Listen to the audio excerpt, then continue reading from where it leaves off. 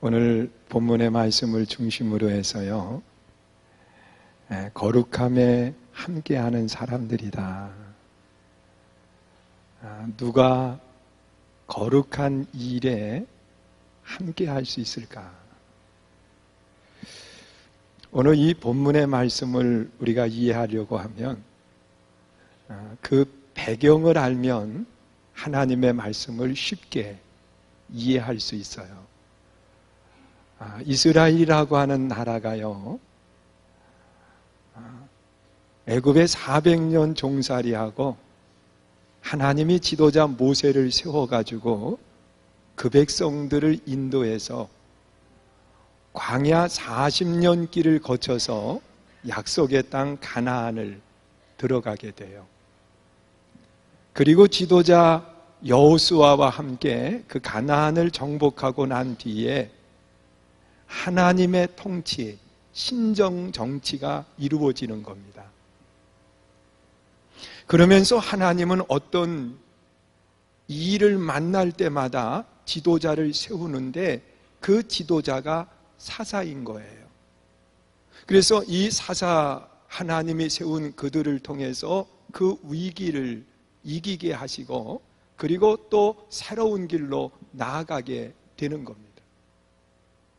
그러면서 엘리라고 하는 제사장이 그 블레셋과의 전쟁에 있어서 두 아들 흠니와 비느하스를 내보내게 되고, 이 흠니와 비느하스가 전쟁을 하면서 하나님의 법궤를 가지고 가는 거예요. 그래서 그 전쟁에 패하고 법궤를 빼앗기게 돼요. 그러면서 이 엘리 제사장도 그때에 함께 죽음을 당하는데, 자녀의 비보의 소식과 그리고 또한 하나님의 법궤를 빼앗긴 소식을 듣고 난 뒤에 의자에 앉아 있다가 넘어지면서 목이 부러져 죽음을 당하는 거예요. 그리고 이제 그 뒤를 이어서 사무엘 선지자가 제사장의 직능, 사사의 직능, 그리고 재판관의 직능까지 다 감당을 하는 겁니다. 그러면서 이 사무엘이 나라를 다스릴 때에 이 블레셋과의 관계 속에서 늘 블레셋이 힘들게 하거든. 그러니까 한날은 백성들을 다 어디로 모으느냐고 하면 미스바라고 하는 곳으로 모이게 하는 겁니다. 그리고 금식하면서 기도할 때에 그 소식을 누가 듣느냐? 블레셋이 듣고 난 뒤에, 그래? 그러면 우리가 가서 전쟁을 하지. 그리고 군대를 이끌고서는 미스바로 오는 거예요. 그런데 그 시간에 전쟁을 해야 될 사람이 금식을 하면서 굶주림 속에 있으니 이게 전쟁이 되겠느냐는 거예요. 그런데 이 사무엘을 중심으로 하나님의 백성들이 금식하며 기도할 때 누가 싸우고 계셨느냐? 하나님이 우레를 바라셔가지고 그 싸움을 싸워주시는 거예요. 그래서 이 싸움에 승리하고 난 뒤에 그 사무엘이 사는 날 동안 블레셋이 이스라엘을 침범하지 못하고 이 이스라엘에 평화가 있었다 그랬습니다. 그런데 사람들의 마음속에는 늘 잔잔하고 편안하면 그냥 그것이 몸에 배어 있게도 되지만 혹시라고 하는 것 때문에 두려움을 갖게 되는 거예요. 내가 이렇게 평안해도 되는가? 이런 좋은 일들이 계속 일어날 수만은 없을 걸로 생각을 하게 되거든요. 그래서 두려운 마음을 갖게 됐는데 그 두려움이 뭐느냐? 사무엘이 세상을 떠나고 나면 누가 그 사무엘의 뒤를 이어서 누가 그 일을 감당하느냐? 사무엘의 자녀들이 있었는데 이 자녀들을 바라보니까 형편없는 거예요. 그래서 이 자녀들로는 안 되겠다고 하는 생각을 가지고 백성들이 주변 국가들을 보니까 세상에 다른 나라들은 왕이 있는 거예요. 그래서 이 왕이 다스리는데 그 모습이 그렇게 좋아 보여요. 전쟁을 할 때면 왕이 맨 앞장서 가지고 적을 물리쳐주고, 그러니까 아하, 우리나라도 왕이 있었으면 좋겠다. 그래가지고 사무엘을 찾아가서 백성들이 요구를 한 겁니다. 우리도 다른 나라처럼 왕을 세워달라. 그런데 그 말을 들은 이 사무엘이 마음이 좋겠어요? 생각해 보세요. 쉽게 표현하면 우리 장로님들이 저를 찾아와 가지고 우리 목사님 설교가 현찮으니까 다른 분을 세워서 설교는 대신하게 하시지요. 이렇게 얘기하면 장로님 말씀이 맞네요. 그렇게 하세요. 제가 그럴 것 같아요? 생각해 보세요. 마음의 서운함을 가지고 세상에 그럴 수가 있나? 아니, 내가 개척을 하고 30년 목회를 여기서 했는데 그래 지금 와가지고서는 그러면서 서운한 감정을 표현할 거예요. 그런데 제가 다 그 표현을 어떻게 합니까? 이분들은 한 분, 두 분이 아니고 저는 혼자인데, 그러니까 말을 못하고 저는 누구를 찾아가겠느냐? 사무엘 선지자를 보면 아는 거예요. 사무엘 선지자는 그 문제에 백성들이 왕을 요청하니까 자신이 다스리고 자신이 제사도 집례하고 자신이 재판도 하고 그랬는데 그 권한을 왕에게 내어주라고 이야기하니까 그 문제를 가지고 하나님께 온 겁니다. 그러면서 하나님 얘기가, 하나님 보세요, 세상에 생명 걸고서는 블레셋과 전쟁을 해서 이겨가지고 이 나라가 이만큼 편안해졌는데 세상에 내가 이제 필요 없고 왕을 세워달라고 그러니 이거 어떻게 하면 좋습니까? 그리고 기도하는 거예요. 하나님 앞에. 제가 하나님께 찾아와서, 왜? 우리 교인들 앞에서는 말을 못하니까 하나님, 세상에 이럴 수가 있습니까? 그렇게 희생하고 그렇게 했는데 조그마한 일 때문에, 아니 목사님 필요 없으니까 다른 분 세우시죠. 그러니 이걸 어떻게 했으면 좋습니까? 그러면서 하나님 앞에 얘기하는 것과 같은 거예요. 그런데 내 편 들어주실 줄 알았던 하나님이 그러는 거예요. 사무엘아, 백성들이 너를 버린 것이 아니라 나를 버린 거다. 그러나 그의 말을 들어줘라. 들어주되 이렇게 얘기하라. 왕을 세우는 날부터 내 사랑하는 딸, 왕이 요구하면 다 바쳐야 되고, 내가 그렇게 애주중지 그리고 힘을 기울여서 모아두었던 재산들 왕이 요구하면 다 바쳐야 되는데 그래도 괜찮겠느냐? 그렇게 물어보라는 거예요. 그래서 사무엘이 하나님의 말씀을 받아가지고 그걸 그대로 가서 물어봤는데, 눈이 멀면 보이는 게 있어요, 없어요? 없어요. 아무것도 안 보이는 거예요. 그러니까 그런 것들은 우리가 다 감수할 테니까 왕만 세워달라. 그래서 하나님이 사무엘을 통해서 왕을 세웠는데 그 왕이 사울 왕인 거예요. 사울이 왕이 되고 난 뒤에 백성들이 다 하나가 돼서 정말 왕을 중심으로 움직였느냐? 아니에요. 나라가 갈라지기 시작을 하는 거예요. 사무엘을 사울을 좋아해서 사울을 따르는 사람이 있는가 하면 옛날이 좋지, 그러면서 그들을 또 따르는 사람들로 나누어진 겁니다. 그런데 이스라엘의 위기가 찾아왔어요. 그 위기 속에서 사울이 전쟁을 하게 되는데 앞장서서 전쟁을 하고 그 싸움에 승리를 하니까 이 사울을 지지했던 다른 사람들이, 사울을 지지했던 사람들이 사울 왕에게 하는 이야기가, 왕이여 이 기회에 반대했던 사람들 다 쳐서 죽입시다. 그렇게 얘기를 하는 거예요.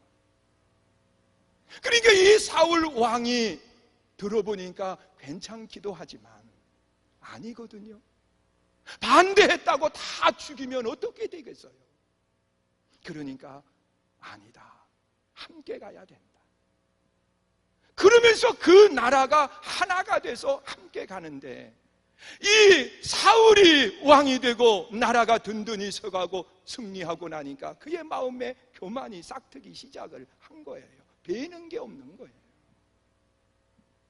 그래서 제사장만이 할 수 있는 제사를 대신 드려요. 또한 하나님께서 아말렉과 전쟁하면서 다 멸하라고 했는데 좋은 것 남겨둬요. 그러면서 하나님이 이 사울을 버리시는 거예요. 그리고 그 뒤를 이어서 다윗을 왕으로 세우는 겁니다. 다윗이 왕이 된 뒤에 우리가 말씀을 우리 창세기서부터 쭉 거슬러 올라가니까 그 머릿속에 기억하고 계신 분들은 쉬울 거예요. 다윗이 왕이 되고 난 뒤에 그는 누가 시키지 않아도 자원하는 마음을 가지고 무엇을 했느냐? 하나님의 법궤를 옮기는 일을 가장 먼저 하는 거예요. 그 사울이 왕일 때 거들떠 보지도 않던 하나님의 법궤를 다윗성으로 옮기는데, 세상에 그 법궤를 메고 옮겨야 되는 법궤를 새 수레에 실려서 옮기다가 그만 그 수레가 뛰니까 우사가 잡다가 그 자리에 죽음을 당하는 거예요. 그리고 난 뒤에 그 법궤가 오벳 에돔의 집에 갔는데 3개월 동안 오벳 에돔의 집에 놀라운 복이 임해요. 그래서 그 법궤를 다윗이 다시 하나님의 그 다윗성으로 옮기게 되는 겁니다. 그러면서 하나님이 다윗에게 복을 주시니까 다윗의 생각 속에 아하, 한 가지를 더 해야 되겠다. 하나님이 거하실 집을 지어야 되겠다. 그래서 성전을 지으려고 그가 계획을 세우고 준비를 한 거예요. 그런데 하나님은 뭐라고 이야기하느냐? 다윗아, 너는 피를 많이 흘려서 성전을 지을 수 없으니까 내 다음 때에 짓게 하라. 그래서 그 일이 누구에게 넘어갔느냐? 솔로몬에게 넘어간 거예요. 그리고 다윗은 하나님의 부름을 받고 솔로몬이 이어서 왕이 되고 난 뒤에 그 나라를 다스리는데, 그 솔로몬은 왕이 되고 난 뒤에 가장 먼저 한 것이 뭐냐? 다윗은 하나님의 법궤를 옮겼지만 솔로몬은 하나님 앞에 일천번제를 쌓는 겁니다. 일천제단을 쌓은 거예요. 일천제단을 쌓았을 때에 하나님이 솔로몬에게 물었어요. 솔로몬아, 너 내가 무엇 해줬으면 좋겠느냐? 그랬더니 솔로몬이 하는 이야기가, 하나님이 내게 맡겨주신 이 백성들을 잘 다스릴 수 있도록 하나님 지혜를 주세요. 그 말을 듣는 순간에 이 하나님이 흡족한 거요. 하나님이 맡긴 백성들을 잘 다스릴 수 있도록 지혜를 달라고 하니까. 그래서 하나님이 너무도 기뻐서 솔로몬에게 지혜와 부와 영화를 겸해서 주시는 겁니다. 그러면서 그 나라가 부해지기 시작을 한 거예요. 그런데 이 솔로몬이 자신의 부는 이루었지만 그 자녀들에 대한 아름다운 모습은 없었어요. 그래서 이 솔로몬이 세상을 떠날 때 나라가 둘로 나뉘게 되는데, 북쪽 이스라엘은 여로보암이 나라를 다스리는 거예요. 그리고 남쪽 유다는 르호보암이 나라를 다스리는데, 그 나라를 다스리기 시작한 그 해가 BC 931년이에요. 그러면서 북쪽 유다 이스라엘이 19대의 왕으로 걸쳐오면서, 제가 책에는 20대 그렇게 이야기했는데 그 솔로몬까지 포함하기도 하고 그래요. 근데 여로보암서부터는 19대가 내려오면서 호세아 왕이 나라를 다스릴 때 아수르에 의해서 패망을 하는 겁니다. 그것이 209년의 통치 만에 나라가 없어져 버린 거예요. 그리고 남유다도 르호보암 이후에 그 위까지 전체 왕을 다 이야기하면 22대 그리고 르호보암 그 이후에는 19대 만에 똑같이 북이스라엘과 남유다와 똑같이 19대 만에 나라를 잃어버리게 되는 거예요. 바벨론의 말입니다.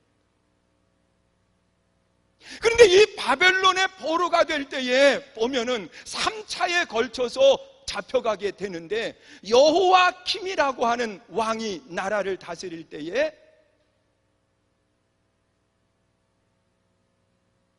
이 바벨론과 전쟁을 하는 거예요. 근데 패했어요. 그래서 이 바벨론의 이야기하기를 내가 말 잘 들을 테니까, 시키는 대로 할 테니까 이 나라를 그대로 놔둬달라고. 그래서 여호와킴을 그대로 왕으로 놔두고 그때에 포로로 잡혀간 사람이 누구냐? 다니엘과 그 친구들인 거예요. 그게 1차 바벨론의 포로로 잡혀가는 거예요. 그리고 난 뒤에 여호와킴이 그냥 약속한 대로 말 잘 들으면 괜찮은데, 보니까 바벨론도 바벨론이지만 그 주변에 있는 이집트라고 하는 나라, 그 나라를 보니까 힘이 더 세 보이는, 그래서 이집트와 연합을 해가지고 바벨론을 대항하는 겁니다. 근데 그 싸움에 또 졌어요. 그래서 여호와킴이 죽어요. 그 뒤를 이어서 여호와킨이 왕이 되는 겁니다. 그러면서 2차 포로로 잡혀가요. 그때 약 10,000명 가까이가 포로로 잡혀가는데, 그리고 난 뒤에 이 바벨론이 이스라엘을 그대로 내버려 둔 것이 아니라 시드기야 왕 때에 이스라엘을 다 멸시키는 거예요. 그래서 이스라엘이 시드기야 왕 때 패망을 하는 겁니다.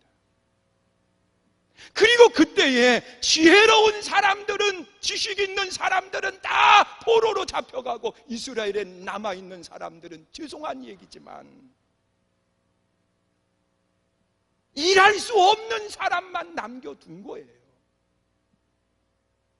그리고 하나님께서 이 이스라엘 백성들에게 끊임없이 예언의 말씀을 선지자들을 통해서, 예언자들을 통해서 하셨는데, 그것이 뭐냐고 하면 너희들 이대로 살면 망한다.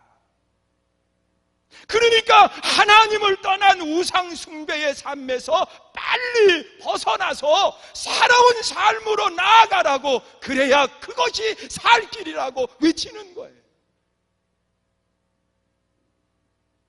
그러면서 예언자들이 외칠 때에 한 사람은 그렇게 외치지 않아요. 그가 누구냐고 하면 예레미야 선지자는요, 이미 망했다, 그렇게 얘기를 해요. 너희들이 아무리 이제 돌아서도 발버둥 쳐도 이제는 끝났다, 그렇게 얘기를 하는 거예요. 그러니까 예레미야는 감옥에 갇히고 핍박을 하고, 그래서 울며 그가 눈물로 기도하는 거예요. 다른 나라를 의지하면서 의지해도 소용이 없다. 이미 이 나라는 떠났다는 거예요, 하나님의 손에서. 그러니까 다른 거 의지하지 말고 그저 하나님 앞에 통곡하며 기도하라는 거예요. 근데 그 말을 안 듣고 이 예레미야 선지자를 감옥에 가지고 벗겨놓고 패고, 그러면서 고통을 가. 여러분, 선지자 중에 이 예레미야 선지자는 이스라엘이 패망하기 전에도 있었고, 이스라엘의 패망한 후에도 있었고, 그가 회복되는 그때까지의 모습을 보여주는 것이 예레미야의 모습입니다. 그러면서 이스라엘 백성들이 바벨론의 포로 생활을 70년 동안을 하게 되는데, 그 70년 동안의 포로 생활을 마치고 본국으로 돌아오기 시작하는 것이 본문의 내용인 거예요. 이게 본문의 내용. 근데 이 본국으로 돌아오는 1차 귀환이 이루어지게 되는데, 이 바벨론이라고 하는 나라가 바사의 고레스에 의해서 패망을 합니다. 패망을 하고 난 뒤에 고레스 왕이 하나님의 환상을 보는 거예요. 하나님이 내 백성을 내보내라고 이야기하는 거예요. 그래서 하나님의 말씀대로 이 바사의 고레스는 하나님을 알지도 못하는 사람인데 이스라엘 백성들을 조건 없이 내보내는 겁니다.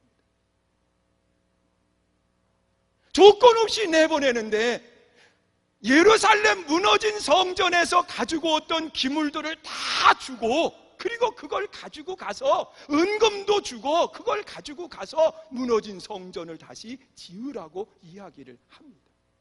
자, 그때 우리가 알아야 될 것이 있어요. 이미 그 사람들은요, 바벨론의 포로로 잡혀간 그 사람들은 고위급, 그리고 또한 생활이 풍성했어요. 풍요로웠어요. 어렵지 않았어요.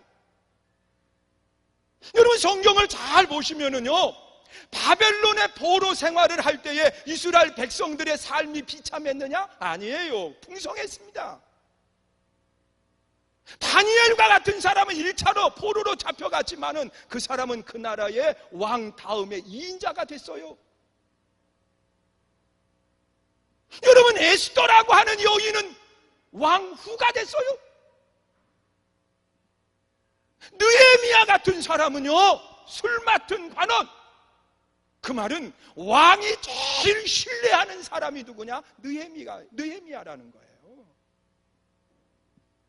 왜냐고 하면 술 맡은 관원이라고 하는 것은 그 당시에 왕을 시해할 때, 살해할 때에 제일 많이 쓰는 방법 중에 하나가 술에 독을 타는 거예요.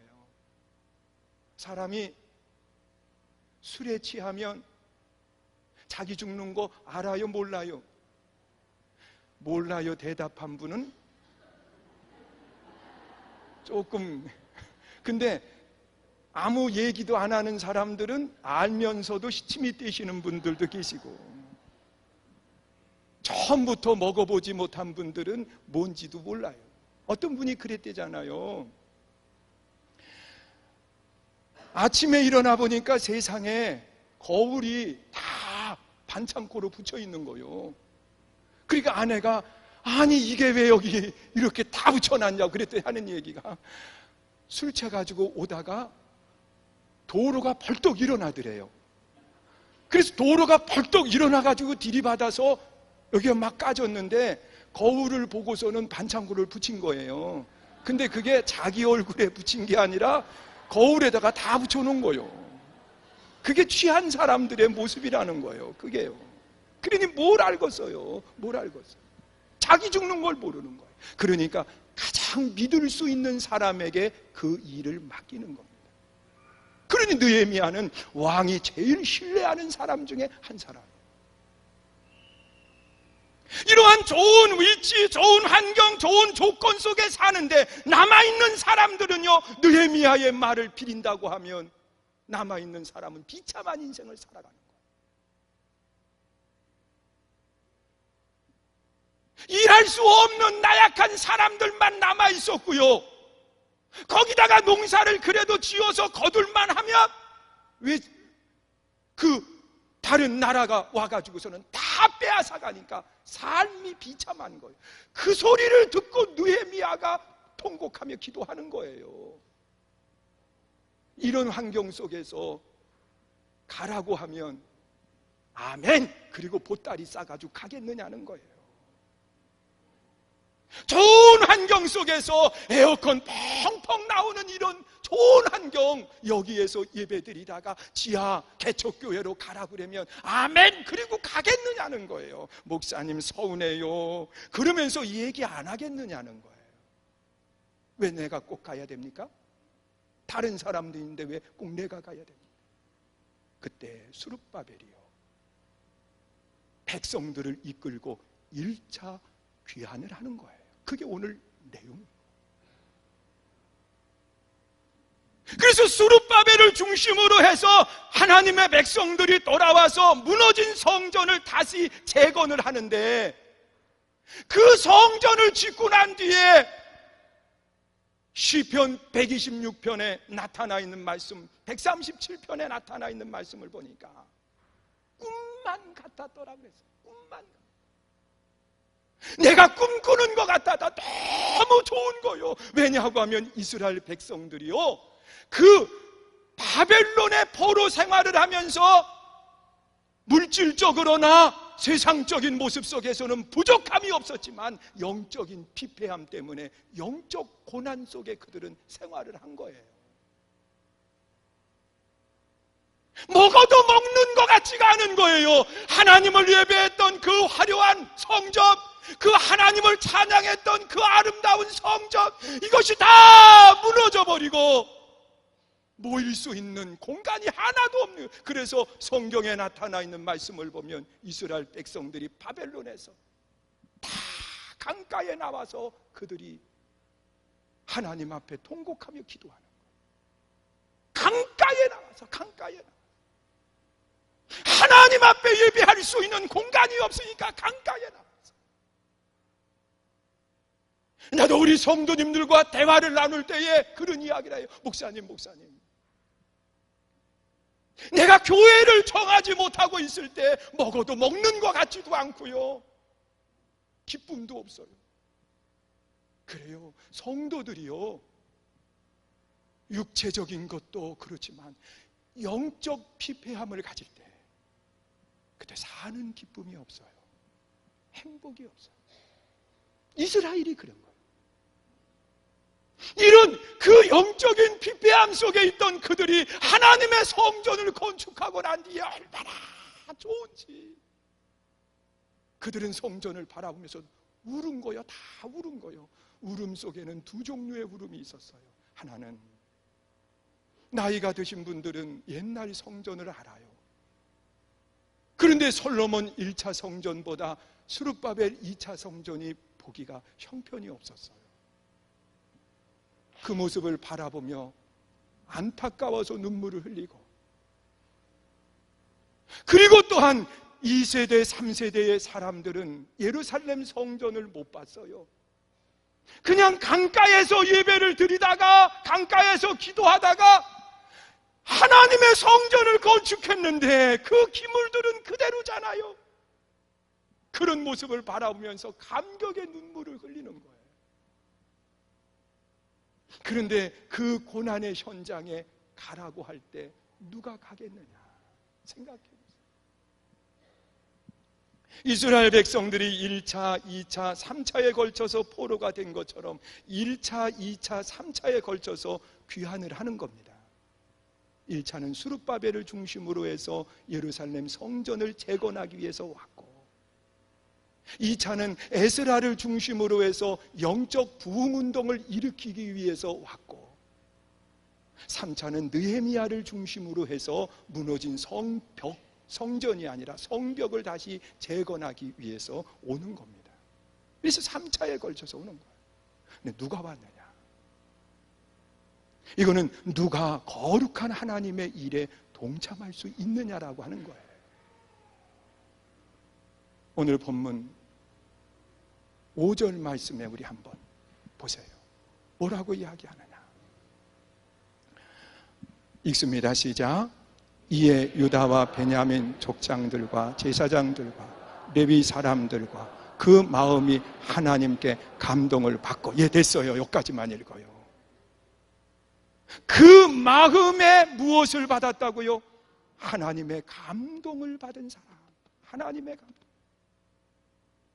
오늘날로 이야기하면 하나님의 감동을 받았다고 하는 것은 하나님의 거룩한 영에 붙들린 사람, 성령에 붙들린 사람을 이야기하고 있어요. 하나님의 거룩한 영에 붙들린 사람이라고 하는 것은 내 뜻이 아니라 하나님의 뜻에 철저히 순종할 수 있는 사람, 그 사람이 결단을 하고 돌아온 거예요. 여러분, 나의 뜻은 편안이에요. 나의 뜻은 부와 영예예요. 이걸 포기하는 게 쉬운 게 아니에요. 그런데 하나님은 때로는 그걸 포기하고 고난의 자리에 함께 하라는 거예요. 하나님의 영에 감동된 사람, 내 뜻이 아니라 하나님의 뜻에 순종할 수 있는 사람, 하나님은 그 사람을 오늘도 찾고 계세요. 우리 한번 생각해 보세요. 내가 그 당시에 바벨론의 포로 생활을 했다고 하면 나는 수룹바벨과 함께 왔을 겁니다. 아마 우리 선교중앙교회 성도님들은 다 그렇게 생각할 거예요. 그런데 우리 한번 보세요. 하나님의 뜻을 이루기 위해서 나의 안일함과 평안함을 포기하라고 하면 여러분 하시겠습니까? 옆 사람한테 이야기 좀 하세요. 새벽잠부터 포기하세요. 그래봐요. 편안하게 잠드는 새벽 시간도 우리가 포기하지 못해요. 부와 영화를 포기하기는커녕 내 삶 속에 나의 조그만 시간마저도 포기하지 못해요. 여러분, 나라를 위해서 나의 좋은 조건을 포기한다고 하는 거 쉬운 게 아니에요. 하나님의 영에 감동될 때, 내 뜻이 아니라 하나님의 뜻에 붙들릴 때, 내 방법이 아니라 하나님의 방법에 붙들릴 때, 그때 우리는 하나님 앞에 쓰임받을 수 있게 되는 거예요. 또한 하나님의 거룩함에 함께할 수 있는 사람은 누구냐? 오늘 본문 속에 나타나 있는 말씀 보면 또 계속해서 우리 한번 읽어보세요. 아까 읽은 부분 하나님께 감동을 받고 그 다음에요 읽습니다. 시작. 올라가서 예루살렘의 여호와의 성전을 건축하고자 하는 자, 할렐루야. 뭐 하는 사람이요? 예루살렘 성전을 건축하고 싶은 사람. 다른 말로 이야기하면 성전 건축에 비전이 있는 사람, 꿈이 있는 사람, 하나님의 영광을 위한 꿈꾸는 사람, 이 사람들이 하나님의 거룩한 역사에 함께하는 사람.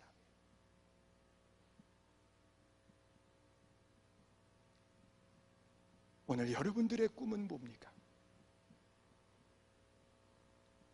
저는 하나님 앞에 기도하면서요, 행복한 교회, 행복한 사람들, 다음 세대를 열어가는 사람들, 그 꿈을 꾸고 있어요. 여러분, 지난날 한국 교회가 교회 학교라고 하는 타이틀을 가지고 사람들을 깨우는 일들을 했습니다. 교회 학교라고 하는 이름을 가지고 말이에요. 그런데 지금은 세상의 학교가 교회 학교를 추월했습니다. 교회에서 배우지 않아도 사회에서 훌륭한 일꾼이 될 수 있습니다. 그러다 보니까 교회 학교가 한 곳, 두 곳 문을 닫아가게 되는데 지금 한국 교회의 60%가 교회 학교가 없습니다. 40%만 남아있어요.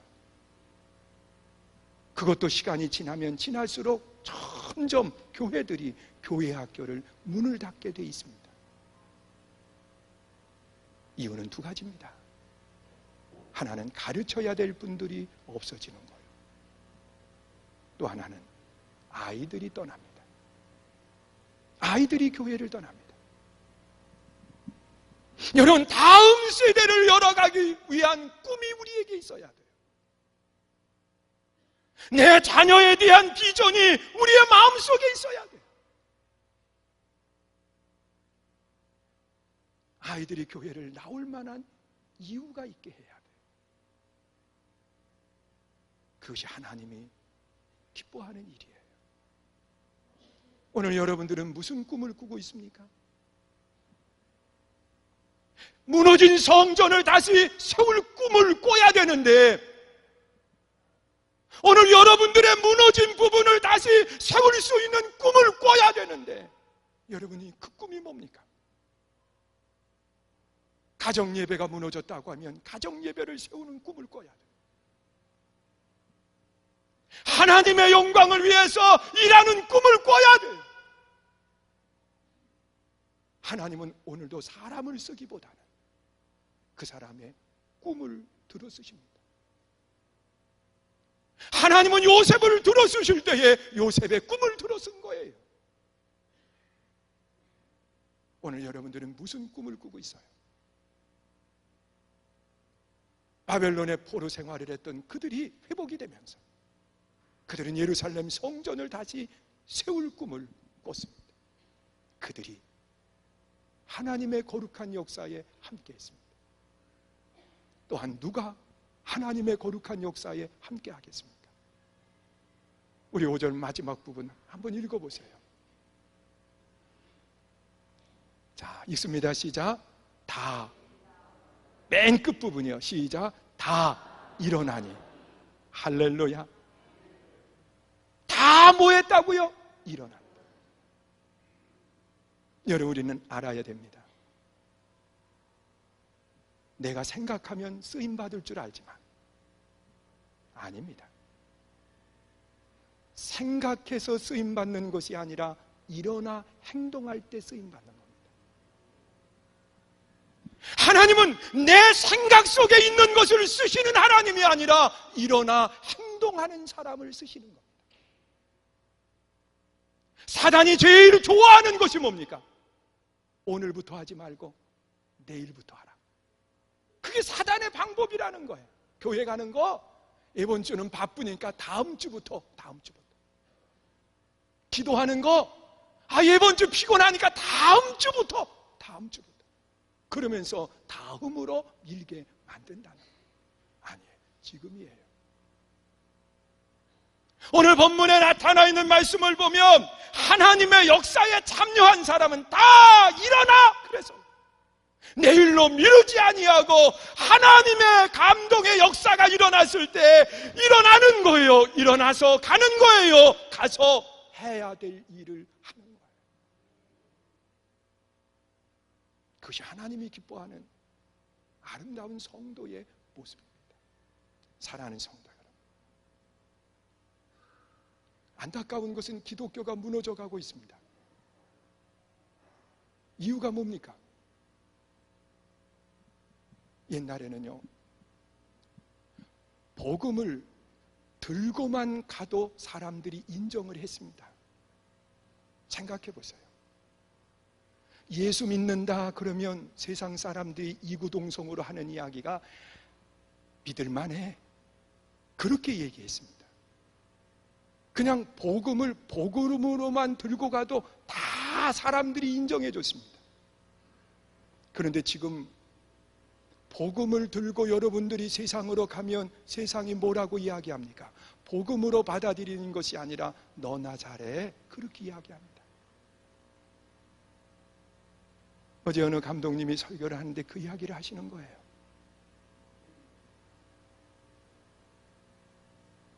어느 주차장에서 차가 서로 지나가는 걸 놓고서는 둘이 싸움이 붙었답니다. 그러니까 한 사람이 보고 있다가 그 싸우는 사람을 말리는 거예요. 안 들어요. 그러니까 그러더라는 거예요. 야, 교회 나가서 싸워라. 야, 여기가 교회냐? 왜 여기서 싸우냐고 그러더라는 거예요. 교회가 싸우는 대로 알아요. 교회가 싸우는 대로.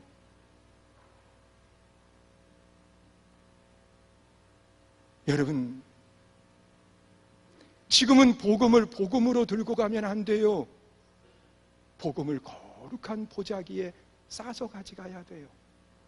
그래야 사람들이 한번 들춰는 봐요. 저 정도의 예수 믿는 사람이라고 하면 나도 믿어볼래. 그리고 들춰를 본다는 거예요. 비난의 대상이 되면 이미 복음 또한 누구도 펼쳐보지 않아요. 사랑하는 성도 여러분, 나 오늘 예배하는 우리 선교 중앙교회 모든 성도님들이 머릿속에만 있는 신앙이 아니라 행동으로 옮겨지는 아름다운 믿음의 일꾼이 되시기를 주의 이름으로 축원합니다. 누가 하나님의 거룩한 일에 쓰임받습니까? 내 뜻이 아니라 하나님의 뜻에 순종할 수 있는 하나님의 영에 감동받을 때 누가 하나님과 함께 거룩한 일에 참여할 수 있습니까? 여러분, 우리가 신앙생활하면서 한번 생각해 보세요. 나의 안일, 나의 평안함, 이런 모든 것들 속에서 우리가 매여 있어서는 아무것도 할 수 없습니다. 이제 하나님의 영광을 위해서 일어나 세상을 바꾸어가는 믿음의 결단자들이 되시기를 주의 이름으로 축원합니다. 우리 이 시간 함께 찬양하고 기도하는데요, 우리 말씀 붙들고 기도하세요. 하나님, 내가 하나님의 거룩한 일에 동참하는 사람이 되게 해주세요. 기도하세요.